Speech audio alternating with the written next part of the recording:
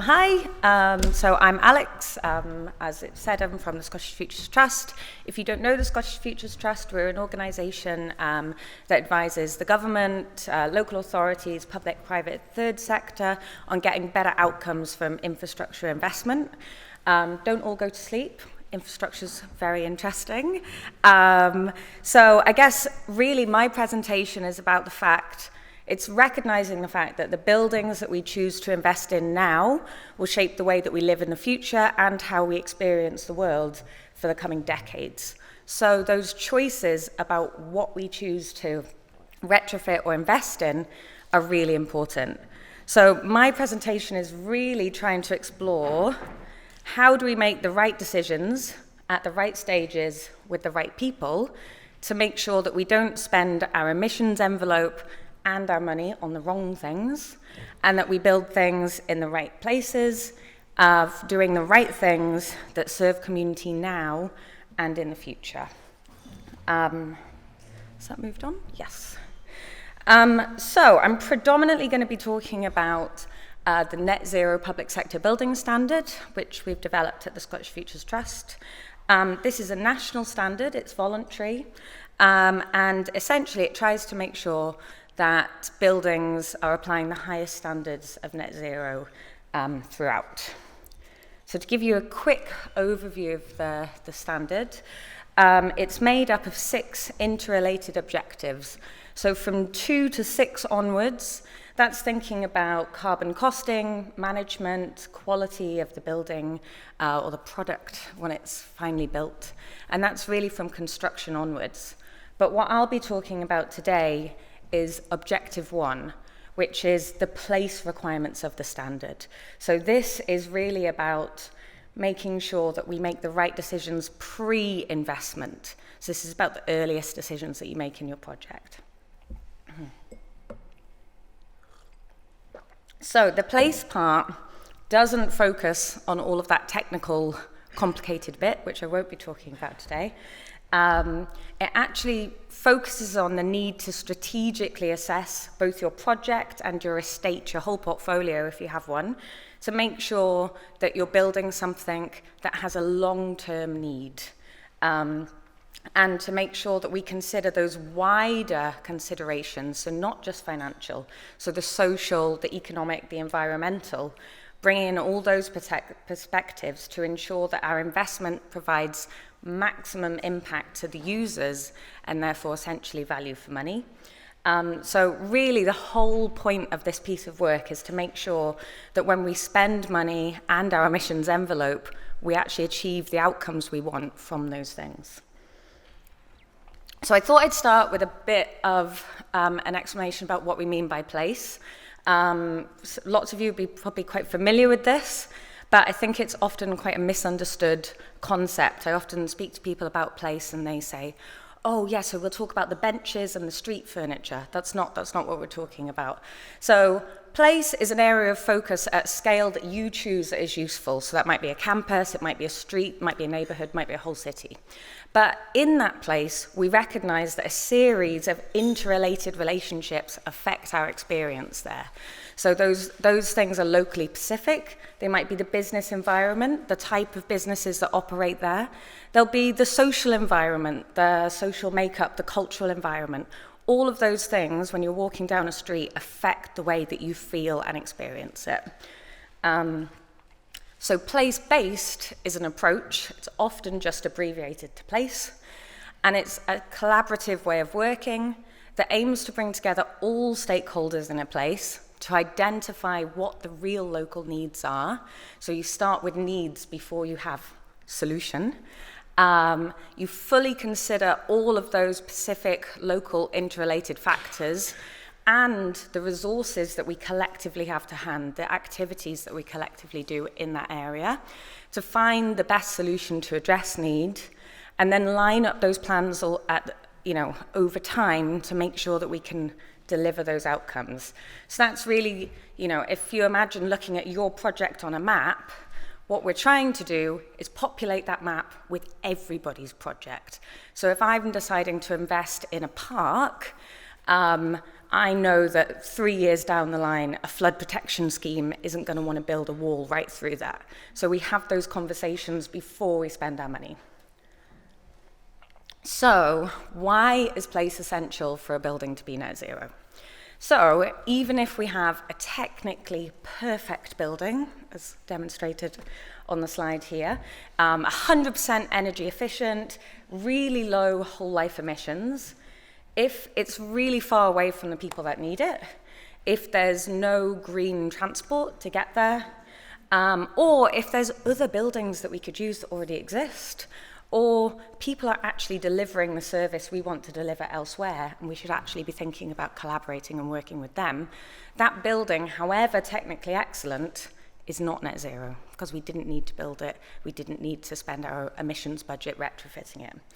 So the place approach really advocates that before we build the building, we check it's the right building, we check that there's future need as well as current need, and if it can't meet those future needs, maybe we shouldn't be prioritizing it to retrofit it. So how do we go about trying to make some of these decisions? How do we know what to retrofit first? How do we prioritize what to transition? And how do we ensure that transition is just? So this is the infrastructure investment hierarchy. It's part of the Scottish Government's infrastructure investment plan. And it's really a tool to help organizations decide which buildings should be transitioned and kind of help us prioritize these things.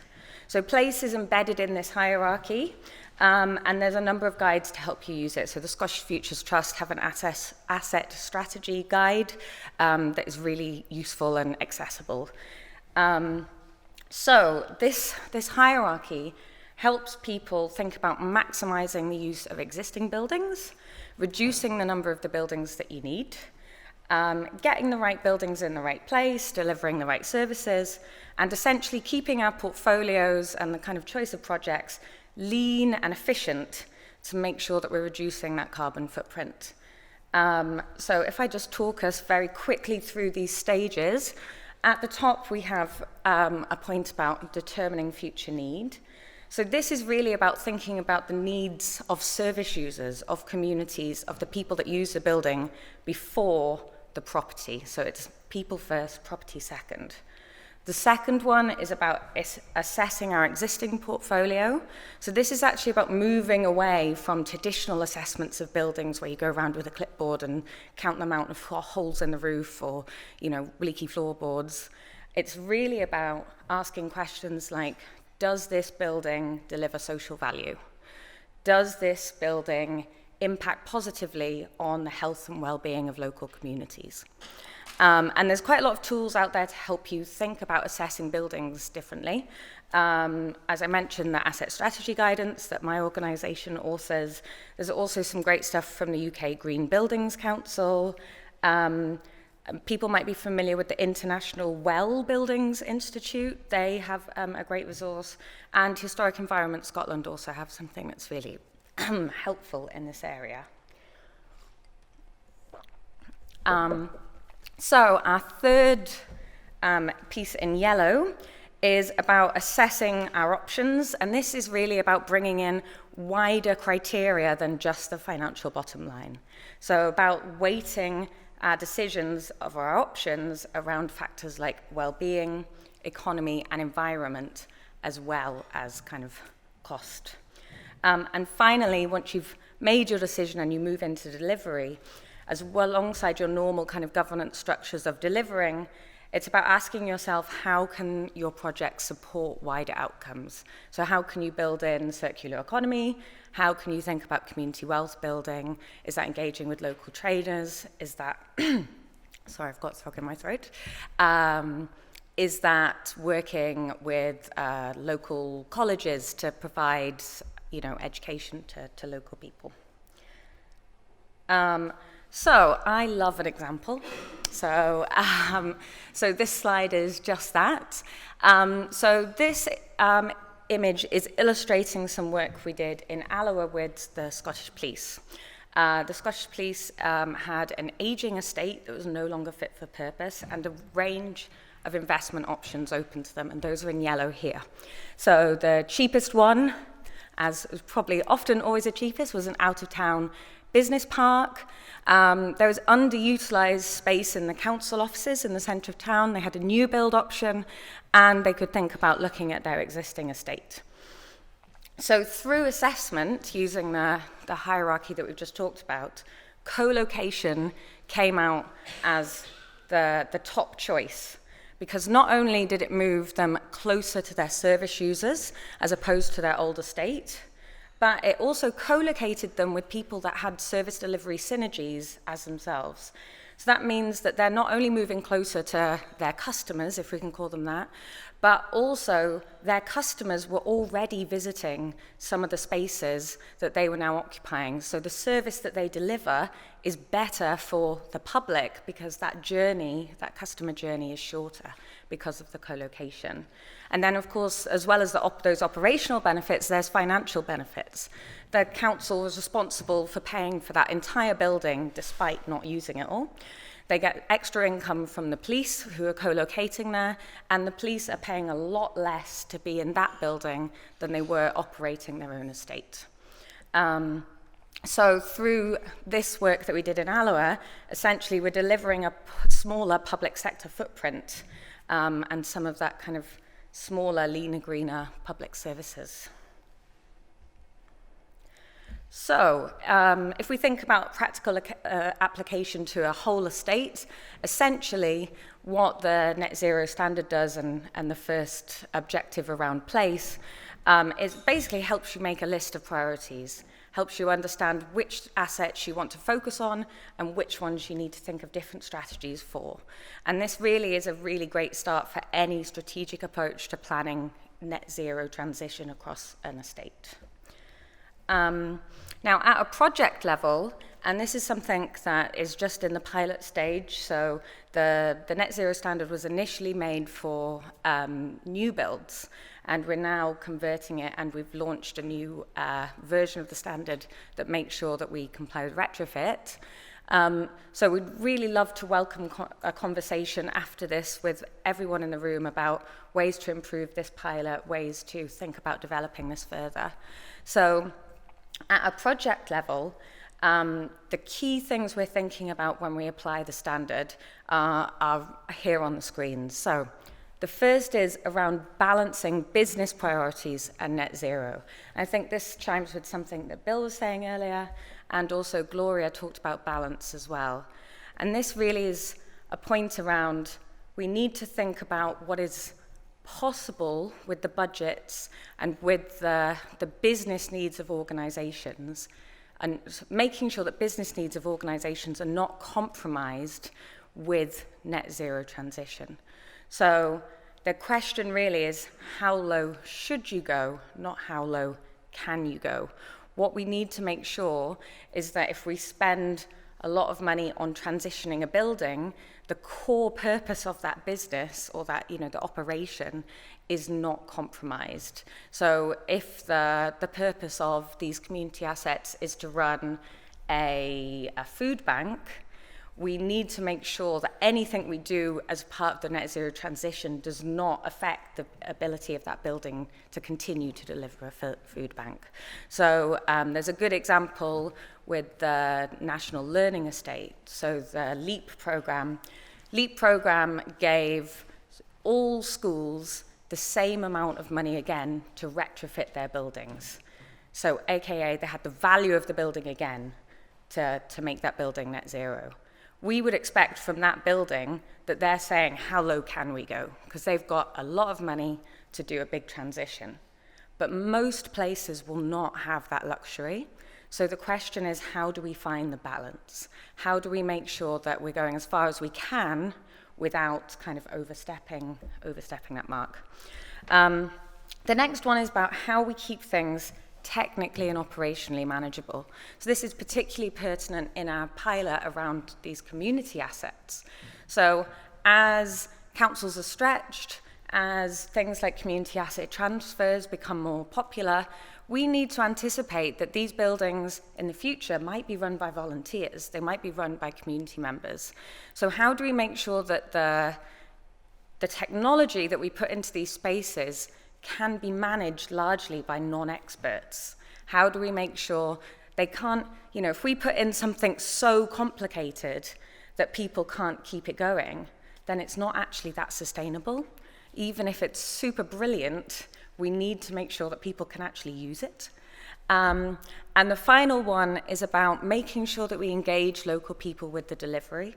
So linking back to the last one, if the community are going to take more responsibility potentially for these assets in the future, how do we build community capacity into the delivery? So how do we think about offering local skills to local people? How do we think about working with local tradespeople, upskilling them? Fab. So essentially that brings me to the end of my presentation. As I said, it would be brilliant to welcome further dialogue with the expertise in this room. But I guess the summary of my whole presentation is that everything we do needs to be shaped by the people that are going to use it. Thanks.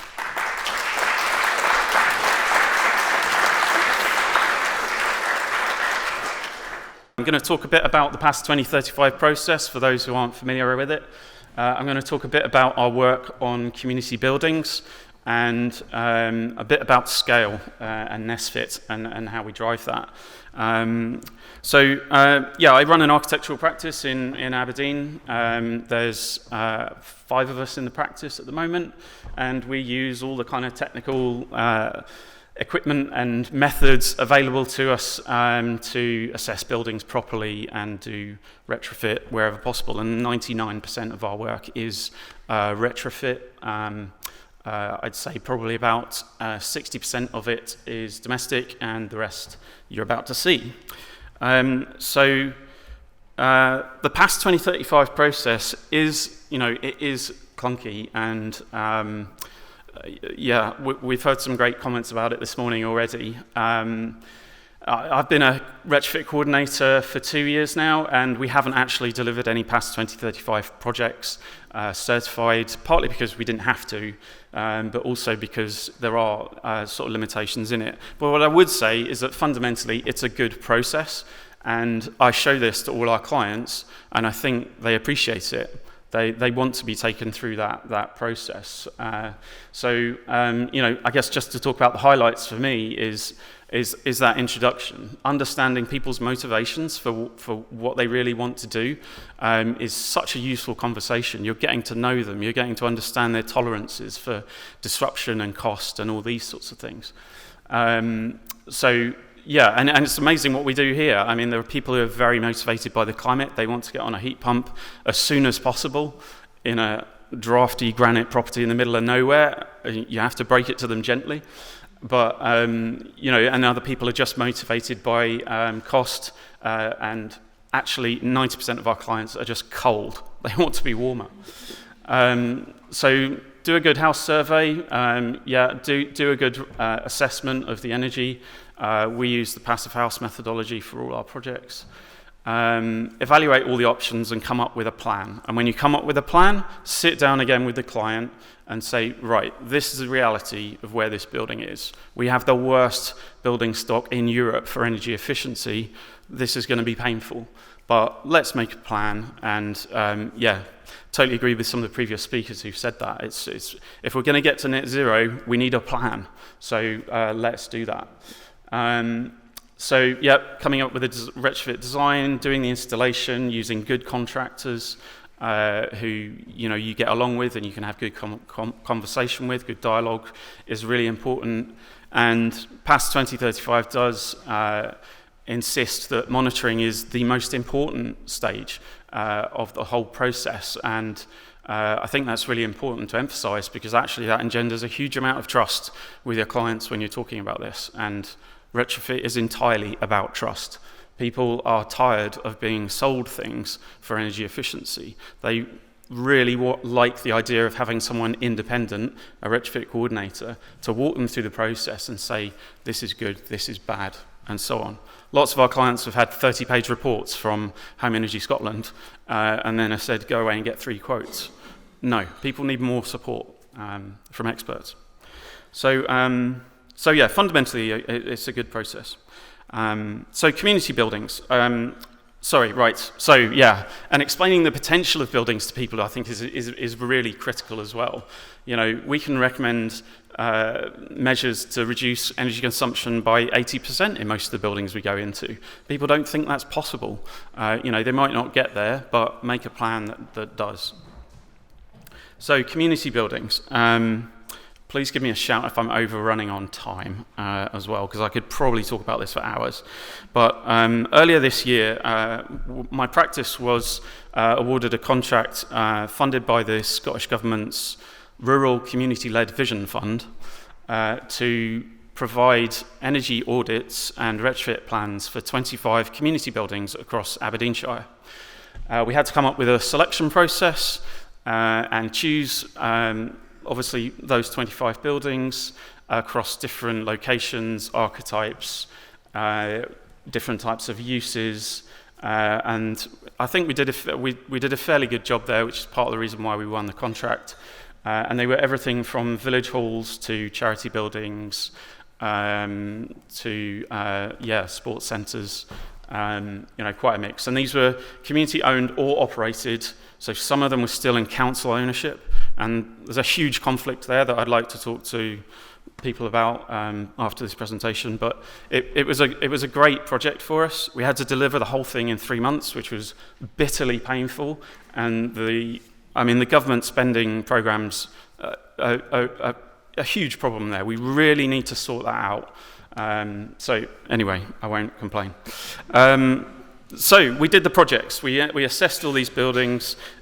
We went through showing people where these buildings were losing the most energy. And actually, it quickly became apparent that this was just a huge public engagement exercise. And we put quite a lot of detail into the reports showing people why their buildings were so bad and why they lose so much energy from all these places that literally don't have any insulation whatsoever. Thermal crammers are a great tool for demonstrating that. Services that are just bonkers. This is a cold air duct bringing outdoor air through a habitable room to a boiler in an inner room. I mean, yeah, it's just mad. Thermal bypass, are you going to insulate at the rafters or are you going to insulate the flat ceiling? Make your mind up. Don't just do a terrible job of both. It's constantly things like that. And ventilation in these buildings was horrendous. So many modifications post-COVID that these buildings were over-ventilated, and systems that were supposed to be bringing air into the building were sometimes allowing air to get out of the building. So, and putting the science behind it, I think showing people a blower-door test. We weren't able to blower-door test every building. We did do 5. The results were fascinating. People were fascinated. It was a great exercise. And explaining air tightness to people. Build tight, ventilate right, very important. But air tightness was a huge culprit in so many of these buildings. Suspended ceilings are a nightmare. And a lot of these buildings have commercial kitchens, which are chomping through enormous amounts of energy. This was a kitchen in a building that had been actually moderately well insulated. It had a few issues. On the right-hand side of this picture is a double deep fat fryer, 17 kilowatts, 3-phase. There's enough energy from that alone to heat the whole building, and they were still cold in parts of the building. So, of course, they'd had lots of these things donated, and that's actually a huge problem here, is there's no design behind a lot of this, and people need specialist help with that kind of thing. Maintenance, we've talked about that a little bit already, but maintenance in community buildings is a shocker because invariably, it's a volunteer committee who someone calls his brother, who's an electrician, to fix something, makes a complete mess of everything else in the process.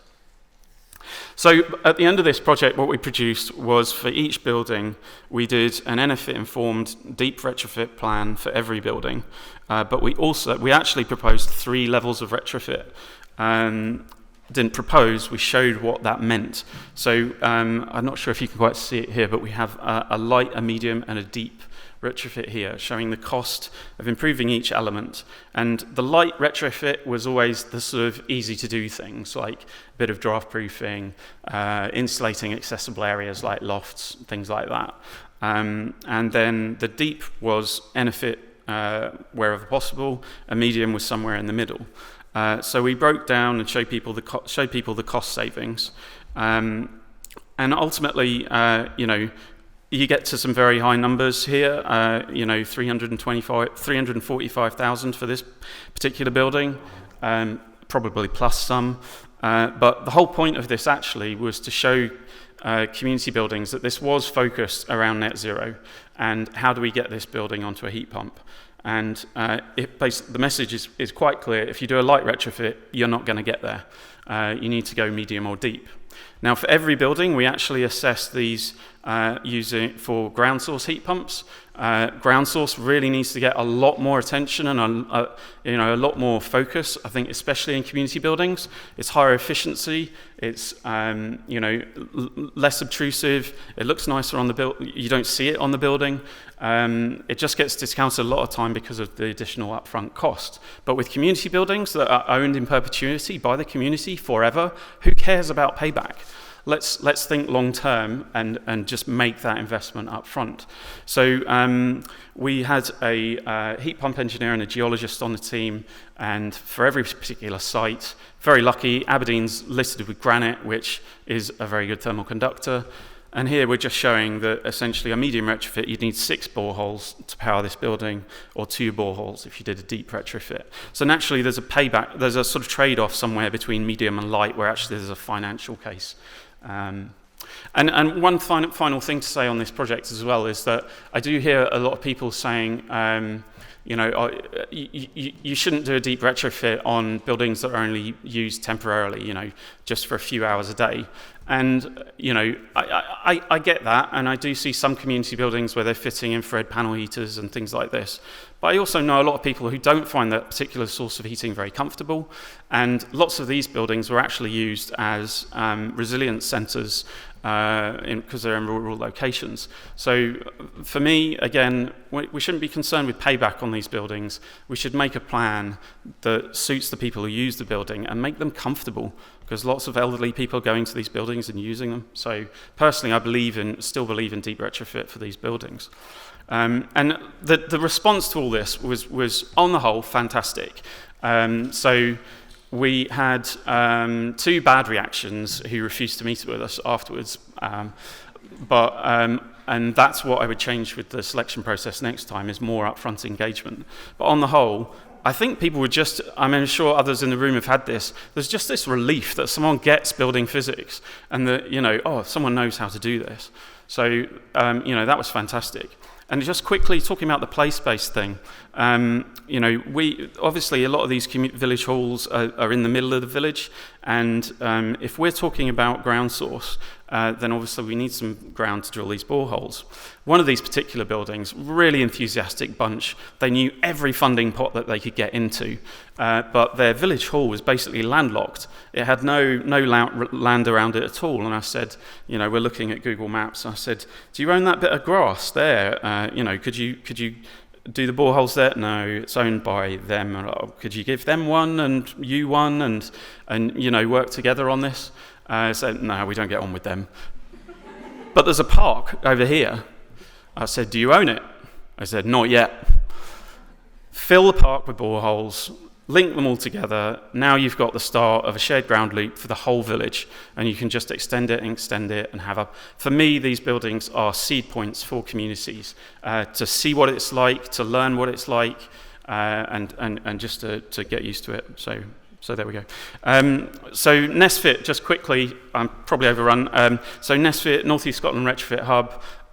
We've got, we're not quite as far on as Chris, who you're going to hear from in a minute, but we are a community benefit society and trying to attract a decent pot of funding to get going. Our 3 main objectives are raising public awareness, which we do by holding events, trying to stimulate the supply chain, which we're doing by holding contractor training sessions. So we ran the PPR Retrofit Fundamentals course in Aberdeen twice this year. And then the third kind of objective is retrofit plans for every home in Scotland.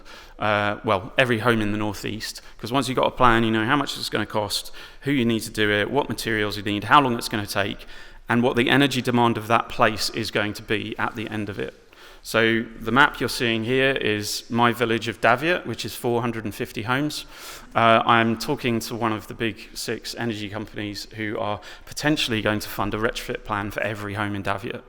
Now that will be amazing. The data we'll have from that is just going to inform so much, and really I think it's actually going to help us build a business model for transitioning Daviet, which is really what I think we also need to do. You know, I do a lot of community work, and sometimes on a bad day, I feel like there is no such thing as community. There's a very small proportion of people out there who do get involved and do engage, but most people are busy watching Netflix, let's be honest. So I think we need the business plan. We need to explain it in different motivations that appeal to different people. There's a huge behavioural science thing here. I've taken enough of your time, but thank you very much.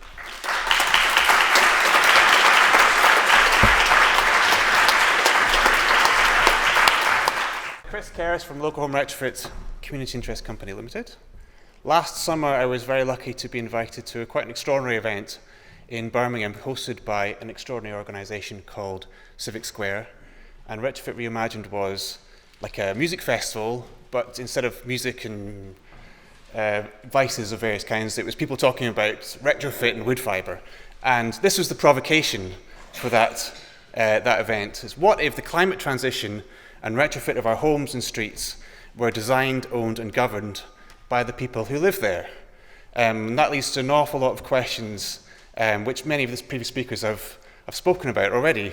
What I'm going to talk about in my slot is, do you like the graphics there? You see that? What if the advice service for the retrofit of our homes and streets were designed and governed by the people who live there? So Loco Home is trying to do that. Since 2021, when we incorporated as a KIC and as a co-op, and at the moment we have 170 members of the co-op, and they provide the governance for the organisation, setting its direction and its policies in terms of what the staff, like me, so employees like me, can do, and what we can't do in terms of what's good practice, what's ethically and financially and morally prudent in the interest of Glasgow's homeowners and the housing stock in the long term.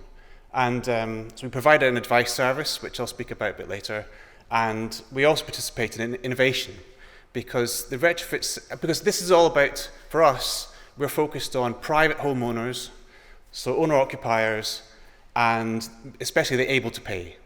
So there's fantastic stuff going on in social housing, but there's really not a lot going on in the able to pay sector.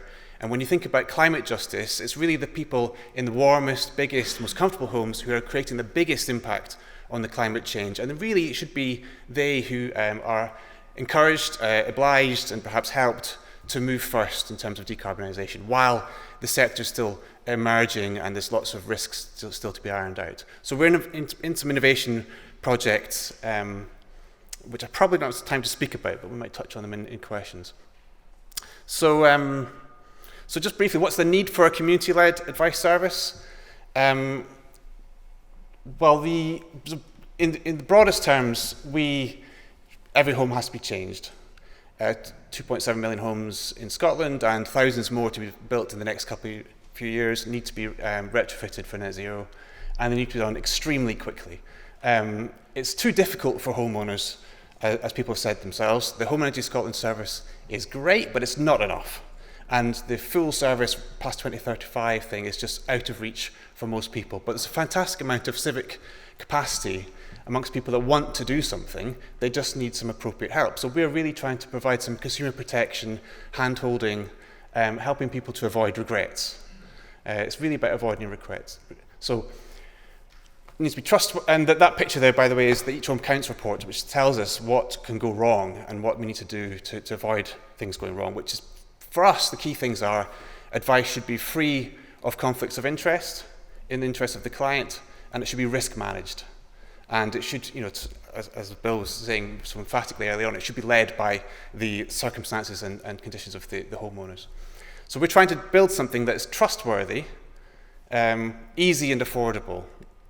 And the trustworthy one, again, I just want to emphasize on that, homeowners have a right of veto over net zero. They can simply say, no, I'm sticking with my gas boiler as long as possible, and I'm not going to put any insulation in, and because I don't trust any of this stuff. So we need to find ways to work with people, get in and help them start making progress. The other thing is it is a climate emergency. I don't know what images people need before we really start treating this like a climate emergency. The story recently, and I'm sorry, this will be a little bit distressing for some people, but the 10,000 baby penguins that drowned last December, as scientists now believe, what images do we need? But there are, fortunately, many people who do want to take action. And you can see that chart there is the emissions from Glasgow's domestic boilers. Really, it's a flat line since 2013, so up to 2021. So we're really not making much progress. But some people want to take some advantage from their climate grief, their frustration by things, and use windows of opportunity in their lives and in the lifetime of their building to make some progress. So let's use that civic capacity and make progress.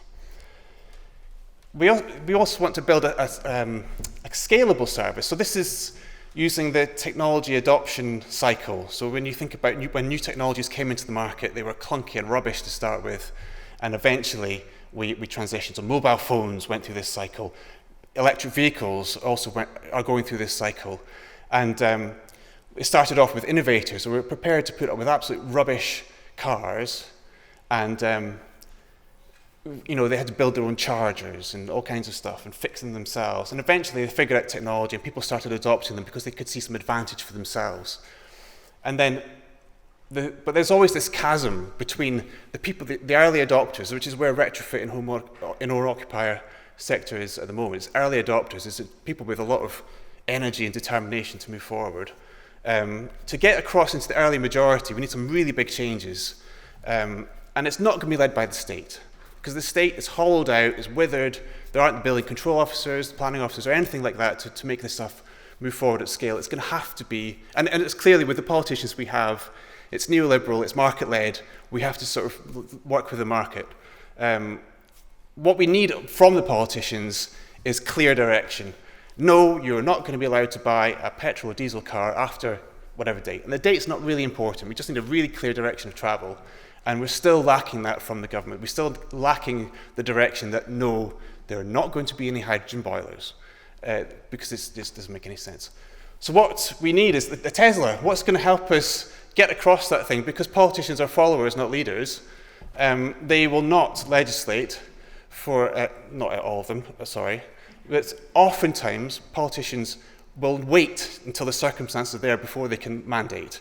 And they need to see pathways that homeowners can implement that are affordable, accessible, friendly, trustworthy, all those things before they will really put the boot in and set that mandate to drive progress. So there are some things coming. So we know there's going to be a boiler ban. We don't know if it's going to be a hydrogen boiler ban. And there's going to be minimum energy efficiency standards. But what else is needed? And really, this is where we think we fit in. So we're building up from the bottom a service, and we want it to be trustworthy, easy, and affordable to get across that chasm, so the mass majority of people can start to get involved. And Matt, I knew Matt would do that. I knew Matt would do a really great explanation of whole home planning. So I'm not going to do that again. But that's essentially what we're trying to do: give every home a holistic plan that can be implemented stepwise, paying respect to their circumstances and so on, and taking advantage of the windows of opportunity for that household and for that building. So we started with providing a survey and outline whole home planning, really quite rudimentary options appraisal based around energy and carbon impacts of different options. And so it started off as kind of a super energy advice. It's not just draft proofing, but it's really, how is your boiler working? What would it take to make it work much more efficiently, like we heard earlier on? And then, what's the low regrets things you can do to be more comfortable, which might be larger radiators, but which, by the way, also make you ready for a heat pump. And then we're starting to now build connections with the supply chain and provide a hand-holding service. We don't call it coordination because it's not past 2035, but how can we help people through the process at critical junctures where they're at risk of making a mistake that they might regret? So it's all about avoiding regrets. And then, and so we're guided by past 2035, like I said earlier. We're guided by AACB level 1, so that's like we have to take a carbon budget approach. So how can we get the fossil fuels out as early as we can without having regrets? And we're guided by Heat Geek. So Heat Geek, if you don't know, is the best thing out there in terms of training for low temperature heating systems. So I'm trained, a certified pacified consultant, been through ACB retrofit training, and I'm officially a Heat Geek. So where we want to get to is a one-stop shop, where not only can we provide advice to customers, but we're also helping local contractors find good customers. Let's take some cost out of their activity, like help them acquire customers much more easily, and customers that aren't going to drop out. They're prepared, educated, and they have a really, so those suppliers can have a really high conversion rate. So we build the community, and our community officers here, Carmen, wielding a camera right now, and we provide quality. We want to do more about providing quality assurance. And we as a local intermediary, we need to marry up effectively with national scale capabilities around technology. So we're involved with a platform for shared retrofit with Novaville, with finance providers, and we're in 2 DESNES green home finance accelerators. And we want to have relationships with designers, really great designers. So Chris Morgan is been really helping us out with difficult problems around lath and plaster. So how can we bring in that kind of expertise to solve thorny technical problems? And just quickly on that, we are very lucky to have had. And we're cooperative. Just to bring it back to people, which was Jonathan's original brief. We're a co-op, and we use the members to for the governance, and also as a kind of customer panel. What would they like to see us do next in the development of the service? And we use these workshops with the members, working out in our locality in Glasgow, where are the problems with finding good suppliers, and what can we do collectively to identify the good ones and help the good ones get good work. So that's kind of a design choice, service design by committee, but by the customers. And it's a really collegiate network, but which just brings me back to SEDA, because SEDA's been fantastic. members of SEDA like Dan, Chris Morgan and Dan Gates, who've done fantastic work to help us develop the service. And action, you can take action. Please, if you're in Glasgow, think about joining us. Please make friends who are maybe renovating their homes, make them aware of us. Work for the co-op. So the co-op is recruiting a senior technical person to deliver the service, or consult for the service. We need some solid relationships with practices that have particular design expertise. Thank you.